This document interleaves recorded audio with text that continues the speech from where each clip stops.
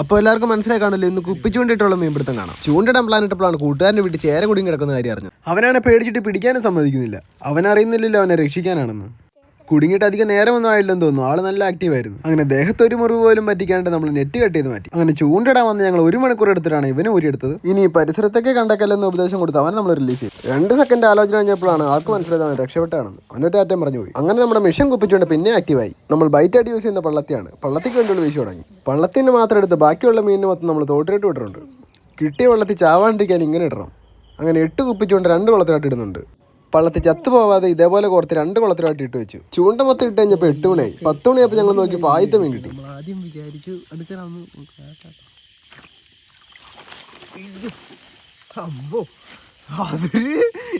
അങ്ങനെ രണ്ടാമത്തെ കുളത്തിൽ ചെന്ന് നോക്കിയപ്പോൾ 2 കുപ്പിയിലെ മീനുണ്ട്.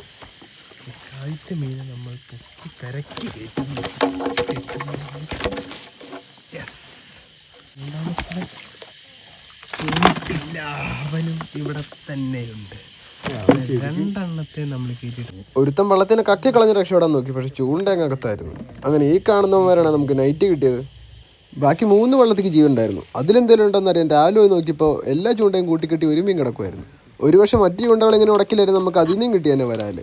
എന്തായാലും കിട്ടിയവൻ തരക്കേടില്ലാത്ത ഒരു നല്ല നാടൻ വരാല് തന്നെയായിരുന്നു.